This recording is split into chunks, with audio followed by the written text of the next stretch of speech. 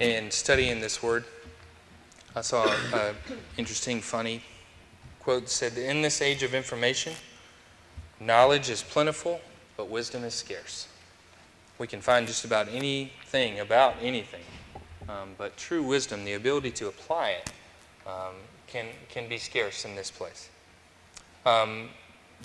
Proverbs, believed to be written by King Solomon, is supposed to be one of the wisest people in the Bible.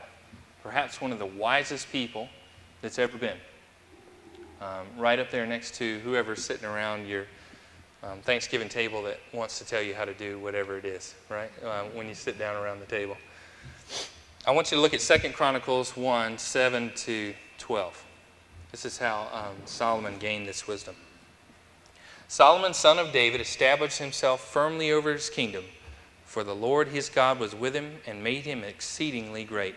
That night God appeared to Solomon and said to him, "Ask for whatever you want me to give you."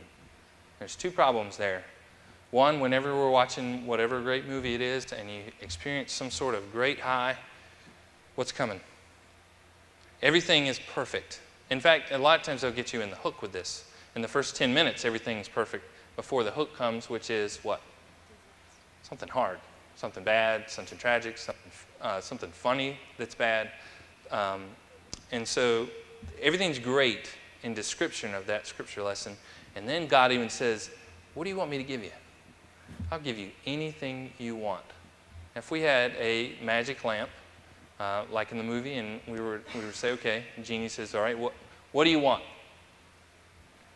Can you think what would pop in your mind first? The interesting thing is, God gives him this opportunity far beyond a cartoon genie, and says, "I'll give you whatever we want. What do you want?" He says, "Give me wisdom and knowledge that I may lead this people, for who is able to govern the great people of yours." Give me the wisdom and knowledge to lead your people. It's a pretty mature request. You ever ask a teenager, you ask a young kid, what is it that you want? And they give you such a mature answer, and you go, wow, yeah, that's a great answer. That's exactly what Solomon says. And so this is part of the reason why he has such great wisdom. Well, he does like many people do. If he has great wisdom, he's going to write it down so that other people may benefit from that wisdom. The great thing is we don't have to pay 4 installments of $19.95 and come to a seminar to hear it. He just gave it to us. We can have it.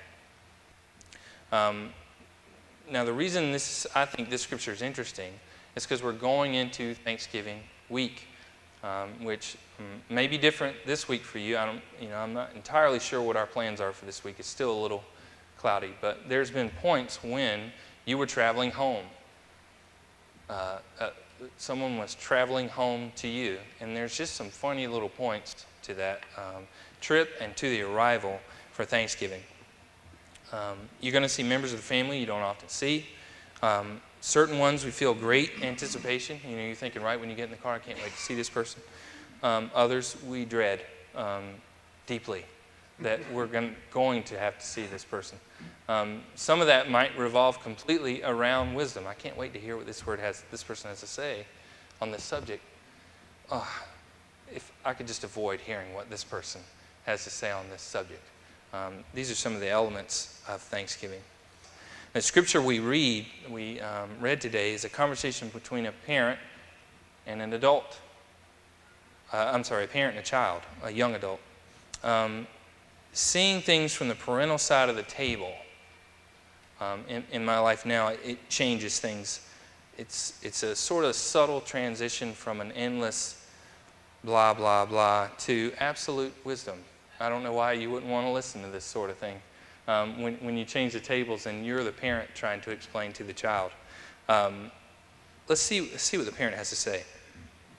"My son, if sinners entice you, do not give in to them.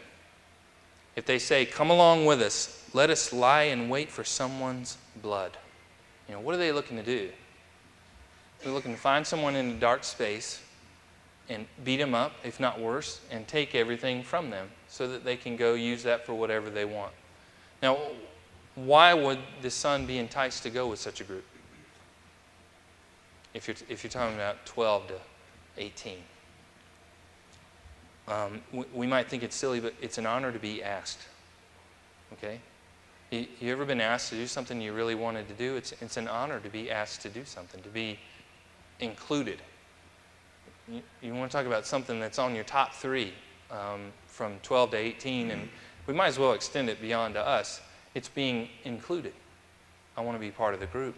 And so the group's inviting me, and so I'm going to be enticed to do so.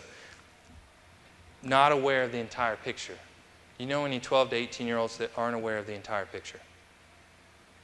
Do you know any adults that aren't aware of the entire picture? We're focused on this tiny little part of what we see, the perspective that we see. And so when they say, come along with us, let's wait for someone's blood, that teenage boys or girls, I'm not thinking about everything bad that could happen. I'm thinking about this tiny little window of what could happen that could be positive. He begins to paint the picture. Let's waylay some harmless soul. Let's swallow them alive like the grave. We'll get all sorts of valuable things and fill our houses with plunder. So they're selling hard. Let's get in this truck together. Let's go with the one with the big tires. Let's go over to the land with the mud in it, and let's sling it about the truck. Let's take the credit card. Let's go to the mall. Let's go to any of these stores, and let's get what we want. I know the parents said don't eat the candy cane, but did they really mean don't eat the candy cane? That's what the snake would ask. Did they really mean don't eat the candy cane before dinner? There's something that's enticing about it, and what we're sold on is the short term. This is what commercials try to do to us. They want to sell us in the short term so that we can act and hurry up and make a decision. And so, why would they do that? Why would they wait for someone? Why would they beat them up? Why would they take everything? Why would they swallow them up like the grave? Well, they don't like working, apparently. They don't want to. They don't make it a sacrifice of working. They don't have concern for others, obviously, because this person's concerns are far less than mine, wanting their money. And they think with the short term. This is the part of the sale that can really turn. Throw your lot in with us and we'll share a common purse. And when you go together on a project, how many times out of 10 does everyone carry their own weight? All the way back to putting together a science project, to being assigned a project at work, to being assigned a project at the church. How often do people pull their share of the work? Now, what I can see in multiple cases is some sort of blank stare, because I'm sending you to a place where you remember that pain. Or a blank stare where you feel bad about inflicting that pain on someone else. I have to let you just think about it for a second, then let it go, because we've got to move on. I talk about illustrations in sermons getting away from you. That, when someone doesn't carry their own weight, you've got real problems. The backside of it is, okay, the job's done, but I'm not sure we want to pay you what we agreed to pay you in the beginning. Any sort of conflict there? To be certain. And it happens all the time.